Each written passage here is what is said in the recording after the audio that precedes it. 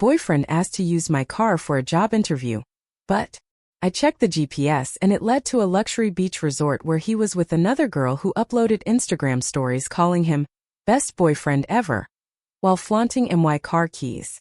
Can you imagine the ultimate gut punch?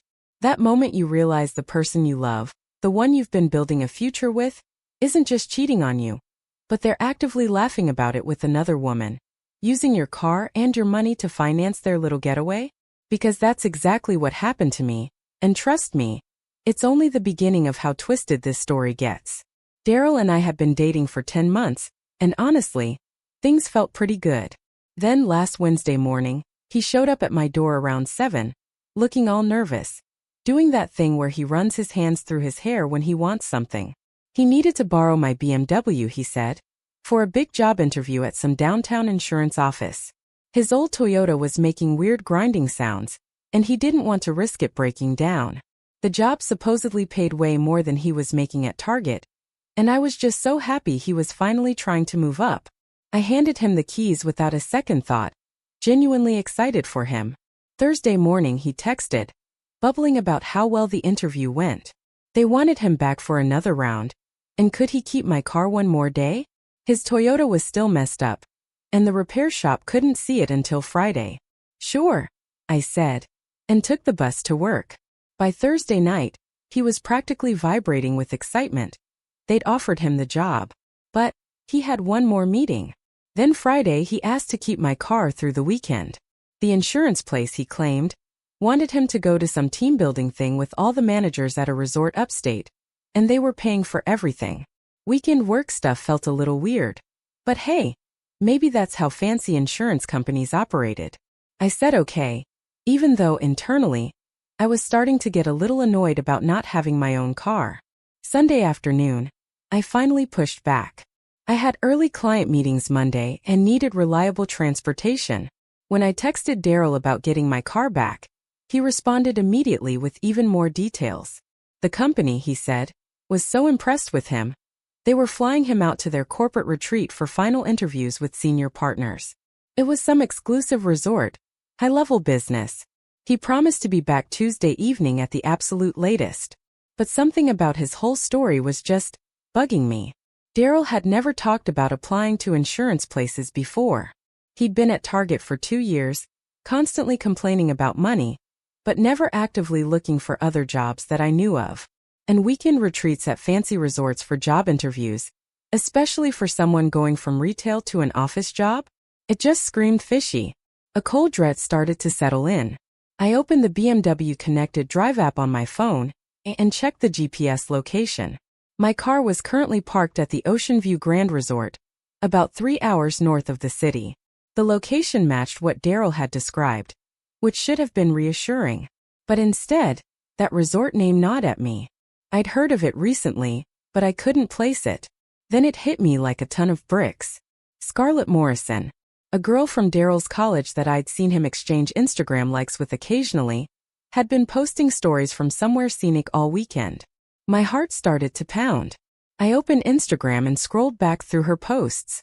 Saturday morning showed her at a pool overlooking the ocean. Saturday afternoon, expensive cocktails against a sunset. Saturday night, dinner at an upscale restaurant.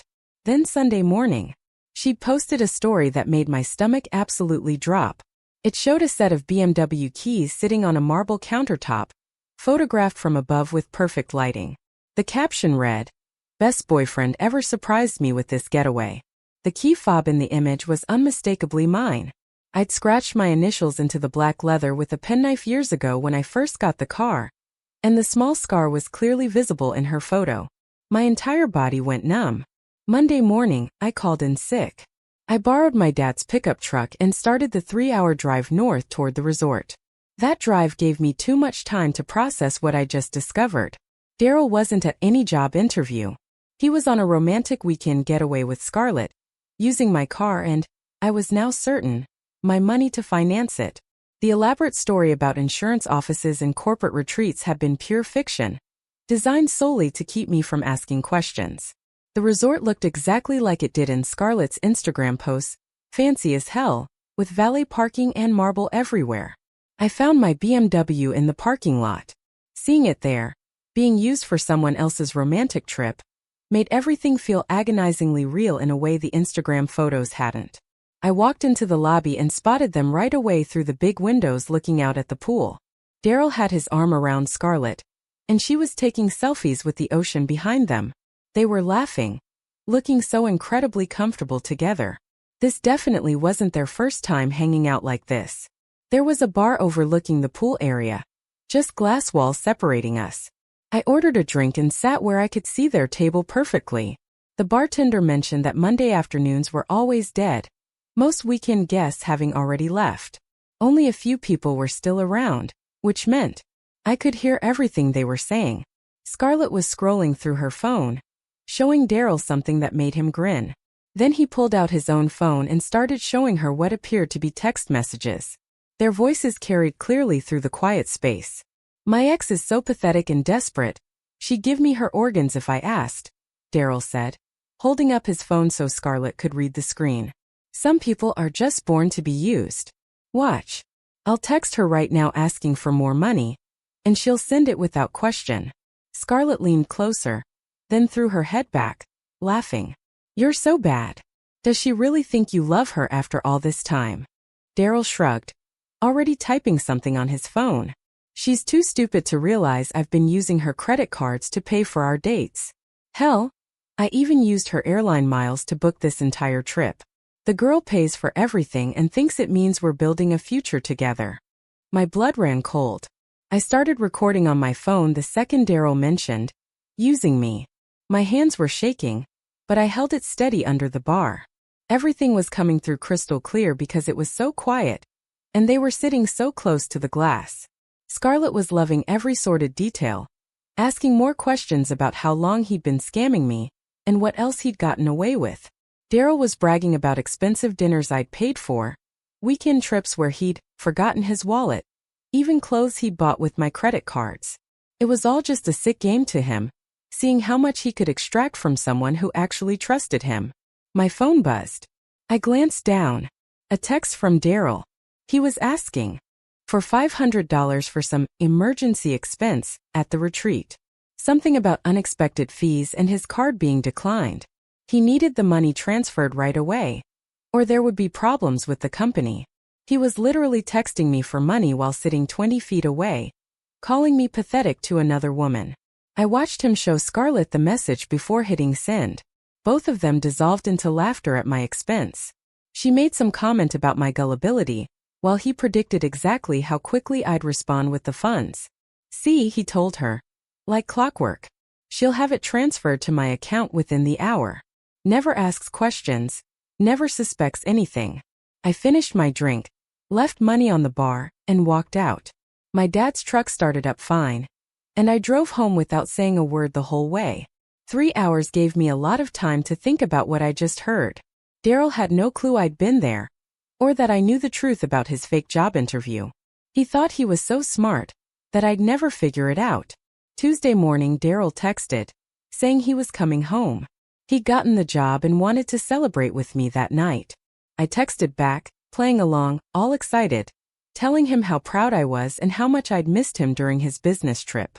That night, I pulled out 10 months of receipts and bank statements and spread them all over my dining room table. Once I knew what to look for, the pattern was super obvious. Restaurant bills where I'd paid even though he said he'd get it. Shopping trips where my card got used for men's clothes. Concert tickets bought on my account for shows I never went to. Gas charges when I was out of town. Movie tickets for two when I'd been working late. My credit card statements made it even clearer. Purchases at stores I'd never been to. Charges at restaurants when I could prove I was somewhere else. Stuff bought that never showed up at my place. He'd been using my accounts for months, paying for not just our dates, but apparently, his whole social life. I'd already decided exactly what I was going to do to make him regret every single word he'd said about me at that resort. First update, guys. I still cannot believe what happened when I confronted this lying, manipulative man.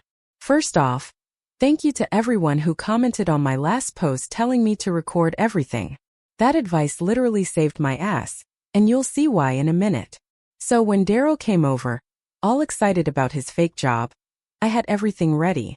All those receipts spread across my dining room table, my phone with a recording queued up, and honestly, I was vibrating with rage, but trying desperately to play it cool. He walks in with this massive grin, talking about how we should go celebrate at that expensive steakhouse downtown, and how this new job was going to change everything for us. I told him to sit down because we needed to talk. The second his eyes hit those credit card statements, his whole face changed. It was like watching someone realize they just stepped into quicksand. But instead of coming clean, this absolute jerk tried to double down on his great story. He starts going off about how those charges were all legitimate, how he'd been planning to pay me back once his first paycheck came in, how his new job had these weird expense policies that required employees to front their own money. I'm sitting there, listening to him pile lie on top of lie, and I'm just thinking, does he actually think I'm this stupid? So I played the recording. The entire thing. All 15 minutes of him and Scarlett laughing about how pathetic and desperate I am. How I'd give him my organs if he asked. How he'd been using my credit cards for months. The part about using my airline miles for their romantic getaway. Everything. You should have seen his face when he heard his own voice calling me too stupid to realize what he was doing. It was like watching someone's soul leave their body in real time. But instead of apologizing or showing any remorse, know what this psychopath did? He got angry at me for recording him. He starts screaming about how I violated his privacy, how I had no right to spy on him, how recording someone without consent is illegal. I'm just staring at him, utterly dumbfounded like, are you kidding me right now? You steal my money and my car for a secret weekend with another woman? And you're the victim here. But it gets so much worse. He tried to convince me that everything I heard was taken out of context. That he and Scarlett were just joking around. That guys sometimes say stupid things to impress girls. That he never actually meant any of it. The gaslighting was insane. He kept saying I was being paranoid and dramatic. That I was twisting his words to fit some crazy narrative I'd made up in my head. When I brought up Scarlett's Instagram story with my car keys, he claimed she must have grabbed them as a joke for the photo.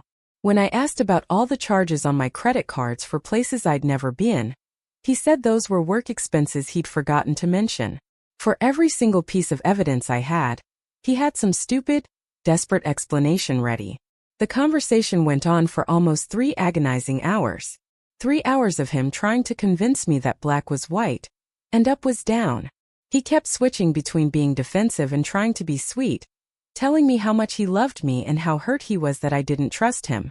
At one point, he actually started crying, saying I was destroying the best relationship he'd ever had over a misunderstanding. But here's where it gets really twisted. Around midnight, he finally admits that maybe he said some things he shouldn't have, but only because Scarlett had been pressuring him to badmouth me. Apparently, she'd been jealous of our relationship and kept trying to get him to admit I was controlling and clingy. So, according to Daryl, he was just telling her what she wanted to hear to keep the peace during their work retreat. I asked him why the hell he'd need to keep the peace with some random girl from college during his job interview. That's when more truth started coming out. Turns out Scarlett works at some company and had supposedly recommended him for a position there. The resort weekend wasn't with his new job at all. It was some networking event for young professionals that Scarlett had invited him to. But even that was BS. Because when I pressed him for details about this job, he couldn't give me anything concrete. No company name, no job description, no interview dates, just vague nonsense about opportunities and how connections matter more than experience. Finally, around 2 in the morning, I told him I was done listening to his lies. I wanted my car keys back immediately, and I wanted him to transfer money back to my account to cover all those fraudulent charges. That's when he completely lost it and showed me who he really was. He starts yelling about how I'm the one using him, how he's been doing me favors by dating someone like me, how I should be grateful he even wants to be seen with me in public. Real charming stuff. He said I was lucky to have a guy who was willing to let me pay for things since most men would never put up with a controlling girl who keeps receipts and spies on her boyfriend.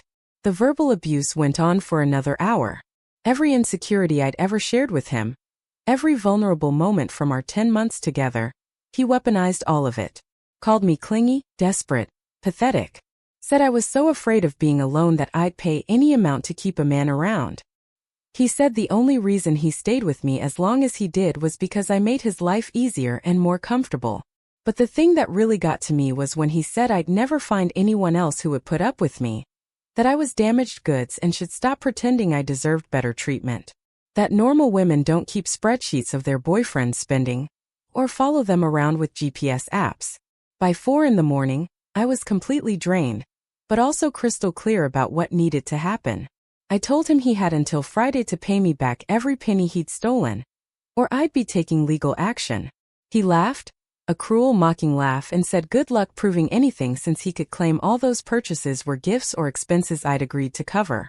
He finally left around sunrise, but not before informing me that he'd be keeping my car until Sunday since his Toyota still wasn't fixed, and he had important meetings all week. He just walked out with my keys like he owned the damn thing. The sheer, audacious nerve of this man, thinking he could continue using my stuff after everything that happened. But joke's on him, because I'd already planned for this exact scenario. Remember how I mentioned my dad's pickup truck? Well, Dad works for the county sheriff's department. Not as a deputy, but he's been doing their fleet maintenance for 22 years. He knows every cop, detective, and administrator in the building. When I called him Thursday morning and explained the situation, he didn't even hesitate. Turns out, when someone takes your car without permission and refuses to return it, that's called theft. Doesn't matter if you initially gave them the keys or if you're dating. Once they refuse to give it back, it becomes a crime. Dad helped me file a report Thursday afternoon and explained exactly what would happen next. Friday morning around 10 a.m., Daryl's probably sitting in some coffee shop or wherever the hell he goes during the day, when 2 deputies roll up and inform him that the BMW he's driving was reported stolen. Can you imagine his face when he realized I wasn't bluffing about taking legal action? But wait, there's more. When they searched him before taking him in, guess what they found in his wallet? 2 of my credit cards that he'd somehow gotten copies of cards I never gave him, never authorized him to use, never even knew he had. The theft charges just got a whole lot more serious. I'm sitting here typing this, looking at 17 missed calls and about 40 text messages from Daryl's phone. Haven't read them yet, but I can see from the previews that he's absolutely losing his mind, going from begging to threatening to trying to negotiate. And the cherry on top? Scarlett posted an Instagram story this morning from what looks like a police station parking lot with the caption, "Worst Monday ever." Some people are actually psycho. Looks like she got dragged into this mess too, when they needed to verify his story about the weekend. I know some of you are going to say, you went too far. But honestly, screw that noise. This man stole from me for months, lied to my face repeatedly, used my car for a romantic getaway with another woman, called me pathetic and desperate behind my back, and then had the nerve to verbally abuse me when confronted with evidence of his crimes. Actions have consequences, and maybe next time he'll think twice before targeting someone he assumes is too weak or stupid to fight back. But this saga isn't over yet, because now I have to deal with his family blowing up my phone, asking me to drop the charges. Second update. Oh my god, you guys. The drama that has unfolded since my last post is absolutely cinematic. I thought having Daryl arrested was going to be the end of it, but apparently, that was just the beginning of this nightmare. His entire family has declared war on me, and the level of manipulation and guilt-tripping is honestly impressive, in the worst possible way. So first, let me tell you about those 17 missed calls I mentioned. I finally listened to them, and this man went through every stage of grief in the span of 6 hours. It started with confusion and hurt, moved to anger and threats, then bargaining and promises, and finally, just straight up sobbing and begging. The progression was actually kind of fascinating to watch if it wasn't so pathetic. The first few messages were him trying to convince me this was all a huge misunderstanding, that he was just borrowing my car and had every intention of returning it, that the credit cards thing was complicated, but he could explain everything if I just bailed him out. Classic Daryl, thinking he could talk his way out of anything with enough BS and charm.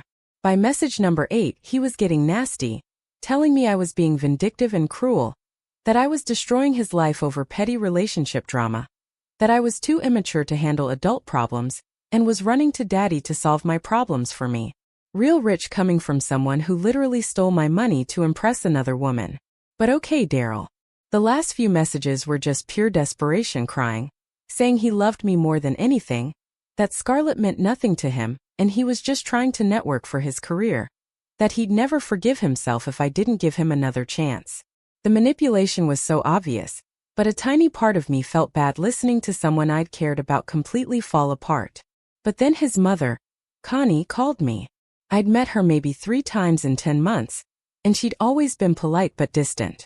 Now suddenly, she's calling me at 7 a.m., sobbing about how I'm ruining her baby boy's life over nothing. The conversation lasted almost 2 hours because Connie is one of those people who won't let you get a word in, but also expects you to respond to everything she says. She kept going on about how Daryl made a mistake, but doesn't deserve to have his whole future destroyed, how he's been struggling since his dad died 5 years ago, and sometimes makes poor decisions when he's stressed or confused. I tried explaining that this wasn't just a mistake, that he'd been stealing from me for months while lying to my face and humiliating me behind my back. But Connie kept interrupting with more excuses. He's young and stupid. Boys mature slower than girls. He comes from a broken home. He's never been good with money. The job market is hard. And he was just trying to impress the wrong people. Every single thing I brought up, she had some justification. For the credit card charges. He probably thought I wouldn't mind since we were in a serious relationship. The lies about the job interview. He was embarrassed about his real situation and didn't want to disappoint me. The recording of him calling me pathetic. He was just venting to a friend and didn't mean any of it. But the worst part was when she started crying and talking about how this arrest could ruin his chances of ever getting a decent job. How he'd end up stuck at Target forever. Or worse. How he might turn to drugs or crime if he couldn't find legitimate work. She painted this picture of her son becoming a complete failure, because I was too stubborn to forgive one little mistake. Then she dropped the guilt bomb about how his dad would be so disappointed if he could see what was happening. About how she'd already lost her husband and couldn't bear to lose her son too. How she'd worked 2 jobs to put Daryl through college, and this was going to make all that sacrifice meaningless. By the end of the call, I was actually starting to feel guilty, which is insane when you think about it. This woman had me questioning whether I was overreacting to being stolen from and cheated on. The manipulation was so smooth and emotional that for a hot minute, I wondered if maybe I should just drop the charges and move on. But then Wednesday, his sister Emily started texting me. Where Connie was all tears and emotional manipulation, Emily went straight for the jugular with pure aggression and threats. She told me I was a psycho who was trying to destroy an innocent man because I couldn't handle being dumped, that everyone in their family knew I was crazy and controlling, and they'd been waiting for Daryl to wise up and leave me. The text just kept coming all day. Emily telling me that Daryl had confided in her about how suffocating our relationship was, how I monitored his spending and tracked his location like some kind of stalker, how he'd been planning to break up with me for weeks, but was afraid of how I'd react. According to her, the weekend with Scarlett was his way of finally building up the courage to end things with me. She said I was exactly the type of vengeful ex who ruins men's lives when they try to leave, and that she'd make sure everyone in town knew what kind of person I really was. That she'd blast my business on social media, and tell everyone I was a lying, manipulative girl who couldn't handle rejection. The threats escalated throughout the day. She was going to call my work and tell them I was unstable. She was going to post my personal information online. She was going to show up at my apartment and confront me face to face. Real mature stuff from a 26-year-old woman defending her criminal brother. Thursday morning, I got a call from their Uncle Donald, who apparently is some kind of family mediator, because he called himself trying to negotiate a peaceful resolution. This man spent 45 minutes trying to convince me that everyone makes mistakes, and the important thing was finding a way forward that didn't destroy Daryl's future. Donald kept emphasizing how young people today don't understand the seriousness of their actions, how social media and dating apps have made relationships more casual and confusing. He suggested that maybe what happened was just a miscommunication about boundaries and expectations, rather than deliberate theft and betrayal. He offered to have Daryl pay me back in installments and do some kind of community service instead of facing criminal charges. Kept talking about restorative justice and how punishment should be about making things right, rather than revenge.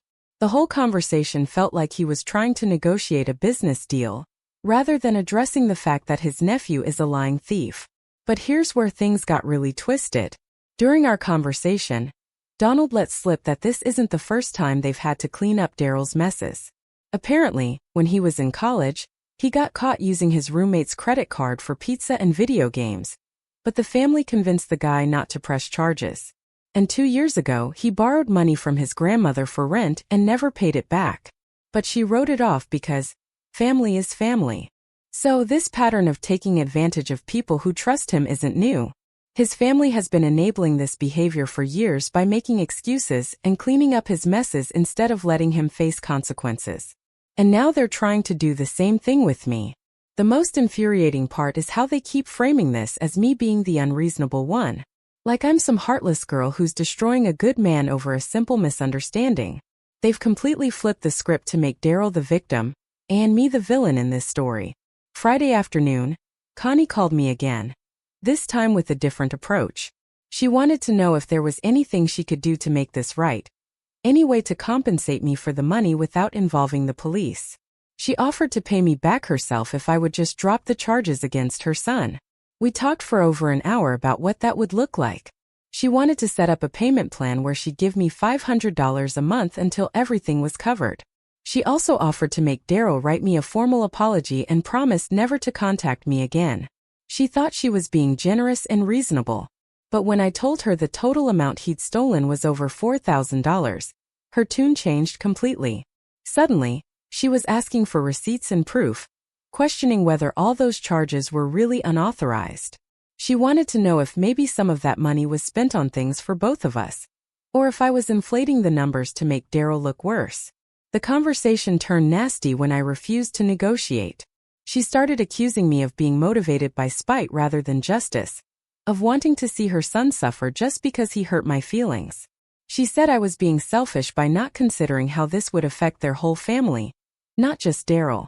By the end, she was yelling about how I obviously never cared about Daryl at all, if I was willing to destroy his life like this. That a woman who truly loved someone would find a way to work things out instead of running to the police the first time there was trouble in paradise. The manipulation and gaslighting from his entire family has been relentless. They're tag-teaming me with phone calls, texts, and social media messages, all designed to make me feel guilty for holding their precious baby boy accountable for his actions. It's like they all got together and decided the best strategy was to overwhelm me until I caved. But you know what? All this pressure from his family is just confirming that I made the right decision. They're literally trying to convince me that stealing from someone you claim to love is no big deal. That lying and cheating are just mistakes that boys make. That I should be grateful for the opportunity to pay for some loser's lifestyle. The prosecutor called me this morning to discuss the case, and let me know they found even more evidence when they searched Daryl's stuff. Apparently, he had photos on his phone of my credit cards, which explains how he got the numbers. They also found text messages between him and Scarlett planning their weekend getaway, including discussions about how much money they could spend and what lies to tell me. But here's the kicker. They also found messages with other people. Turns out, this whole time I thought Scarlett was just some random college friend, but she's actually been his on-and-off girlfriend for the past year. The prosecutor showed me messages going back to last February where they're talking about being in love and planning a future together. So, not only was Daryl stealing my money and using me for financial support, he was maintaining an entire parallel relationship the whole time we were together. I wasn't just being cheated on. I was literally the other woman in my own relationship without even knowing it. Now his family is calling me nonstop because they found out about the additional evidence, and they're panicking. Last update. I cannot even begin to describe the absolute meltdown that happened when Daryl's family found out about the year-long relationship with Scarlett. Remember how they were all calling me crazy and vindictive for pressing charges over a simple mistake? Well, turns out their precious baby boy is an even bigger clown than any of us realized. So Saturday morning, Connie calls me sobbing. But this time, it's different. She's not trying to guilt-trip me or negotiate. She's genuinely devastated because the prosecutor showed them all the evidence. The photos of my credit cards, the messages with Scarlett going back over a year, the detailed planning of their romantic getaways using my money, everything. Connie kept saying she had no idea that Daryl had told the whole family I was just some girl he was casually seeing, while he figured out his real relationship with Scarlett. Can you believe that trash? For 10 months, I thought we were building something serious together, and he was telling his family I was just a casual hookup he was using for money. She was crying about how embarrassed and ashamed she felt, how she'd been defending someone who was living a complete lie. But then she started asking me questions that made my blood boil all over again. She wanted to know if I'd suspected anything, if there were signs she should have picked up on, if maybe I'd ignored red flags because I was desperate for a relationship. Even when she was supposedly on my side, Connie couldn't help but find ways to make it partially my fault. Like maybe if I'd been more attentive or suspicious, I could have prevented her son from being such a manipulative jerk. The victim blaming was unreal. But the conversation got cut short because my mom walked in and heard Connie crying over speakerphone about her poor baby boy. My mom had been watching this whole situation unfold, and she was not having any of this manipulation game. She grabbed the phone from me and told Connie exactly what she thought about a family that raises their son to steal from women, and then attacks the victims when they fight back. My mom has never been one to sugarcoat things, and she let Connie have it about enabling criminal behavior instead of teaching basic human decency. Connie tried to pull the same sob story routine on my mom that she'd been using on me, talking about Daryl's difficult childhood and how young men make mistakes, but my mom shut that down immediately. She told Connie that she'd raised 2 kids as a single parent after my dad got laid off when I was 12, and somehow managed to do it without turning either of us into lying thieves. The conversation escalated fast because my mom was furious about everything this family had put me through. She told Connie that calling their daughter names and making threats was absolutely unacceptable, that no decent family would respond to their son's crimes by attacking his victim. My mom also brought up something I hadn't even thought about: how this whole situation was affecting my family's reputation and stress levels. She'd been losing sleep, worrying about me, had to take time off work to help me deal with everything, and was sick of watching me get harassed by people who should be ashamed of themselves. When Connie tried to suggest that maybe both families could work together to find a solution that didn't involve the courts, my mom laughed in her face. She told Connie that the time for family mediation was before her son decided to commit multiple felonies, not after he got caught. The call ended with my mom telling Connie that if anyone from their family contacted me again, she'd be filing harassment charges on top of everything else. That they'd had their chance to raise their son right and they'd failed, and now they could deal with the consequences of that failure.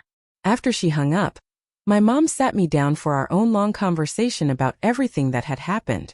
She'd been biting her tongue for weeks because she didn't want to influence my decisions, but she was proud of me for standing up for myself instead of letting people walk all over me. My dad came home while we were talking and joined the conversation. He was still angry about having to watch his daughter get victimized by someone she trusted, but he was also proud that I'd had the courage to fight back instead of just accepting the abuse. But the real drama started when Emily showed up at my apartment Sunday afternoon. Not threatening or aggressive this time. She looked like she'd been crying for hours and could barely make eye contact with me. She kept apologizing for the things she'd said, for calling me crazy and psychotic, for defending Daryl when she should have known better. We ended up talking for 4 hours because once Emily started opening up about their family dynamics, she couldn't stop. She told me about how they'd always made excuses for Daryl's behavior, how whenever he got in trouble, they'd blame external factors instead of holding him accountable. She said she'd always had doubts about some of his stories, but never questioned them because keeping family peace was more important than finding out uncomfortable truths. Like when he'd come home with expensive clothes or electronics that he claimed were gifts from friends, or when he'd borrow money from their grandmother, and then never mention paying it back. Emily admitted she'd suspected something was wrong with our relationship, because Daryl never seemed invested in it, the way she'd expect from someone planning a serious future. He'd make jokes about my clingy behavior and laugh about how I always wanted to pay for everything, but she'd assumed that was just normal relationship complaining. She was crying, talking about how guilty she felt for participating in their family's pattern of attacking Daryl's girlfriends whenever problems came up, how they'd automatically assumed the girls were being dramatic or vindictive, instead of considering that maybe Daryl was actually in the wrong. But then Emily dropped an even bigger bomb. She'd visited Daryl in jail and confronted him about everything, demanding he tell her the truth about our relationship and what he'd really been doing for the past year.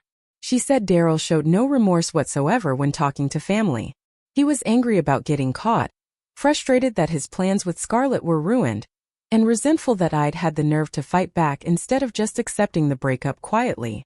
He told Emily that I was exactly the type of desperate woman who deserved to be taken advantage of, because I was too needy and insecure to demand better treatment. That he'd done me a favor by staying with me as long as he did, since most guys would have run away from someone so clingy and controlling.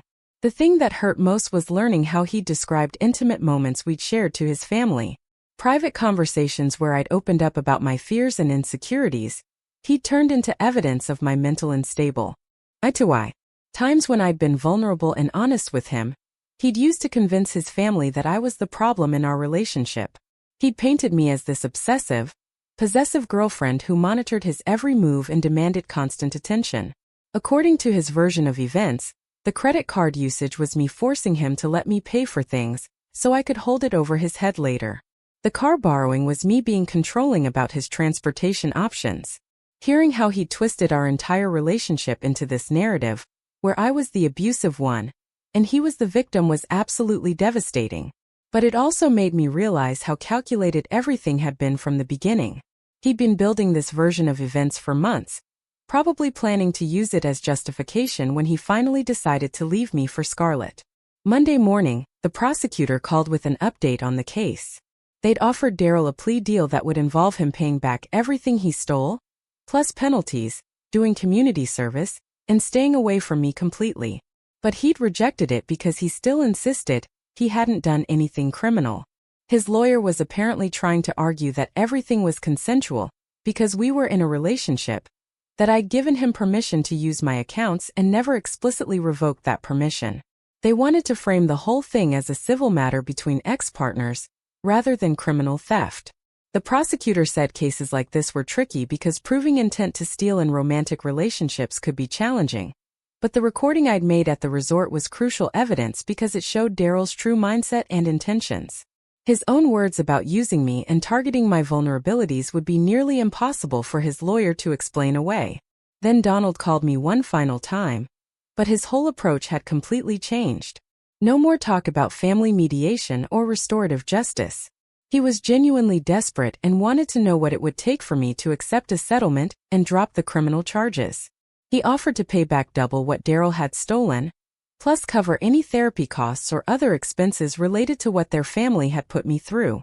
He wanted to write a formal apology on behalf of the entire family and promised that none of them would ever contact me again. But when I asked why they were suddenly so eager to settle, Donald admitted that Daryl's case was attracting attention they didn't want.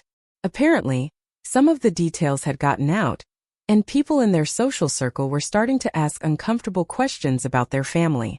The conversation got heated when I refused to consider any deal that involved dropping the charges. Donald couldn't understand why I wouldn't just take their money and move on, why I was insisting on destroying Daryl's future when they were offering to make me financially whole. I told him that money was never the point. The point was ensuring that someone who'd spent months manipulating and stealing from me faced real consequences for those actions. That their family's first instinct being to cover everything up and protect their reputation was exactly the problem. Donald got angry and accused me of being vindictive and unforgiving, saying I was letting my hurt feelings cloud my judgment about what was best for everyone involved. He suggested that maybe I should think about what kind of person I wanted to be. Someone who showed mercy and understanding, or someone who destroyed lives out of spite. I told him I'd already shown what kind of person I was. Someone who refused to be victimized and manipulated by people who thought they could get away with it. That if Daryl's life was destroyed, it was because of choices he made, not because of my reaction to those choices. The call ended with Donald making one last desperate attempt to change my mind. He said he'd heard I was a good person from Daryl's stories about our relationship, that I had a kind heart and wouldn't want to see someone's family suffer because of their loved one's mistakes. But I was done caring about their feelings or their family suffering. They'd had every opportunity to raise their son to respect other people and their property. And they'd failed. They'd had months to notice something was wrong, when their unemployed son was suddenly living a lifestyle he couldn't afford. And they'd chosen not to ask questions. Wednesday morning, I got one final text from Daryl himself. Just 8 words. You destroyed everything we could have had together. Like, even facing felony charges, he still couldn't acknowledge what he'd actually done wrong. Still convinced that I was the problem, and he was some tragic victim of my vindictive nature. I blocked his number without responding because honestly, what was there left to say? This man had shown me exactly who he was through his actions, his lies, and his complete inability to take responsibility for the pain he'd caused. The case is moving forward without any deals or settlements.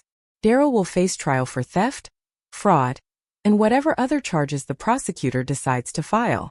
His family can deal with the embarrassment and social consequences of having raised someone who preys on women who trust him.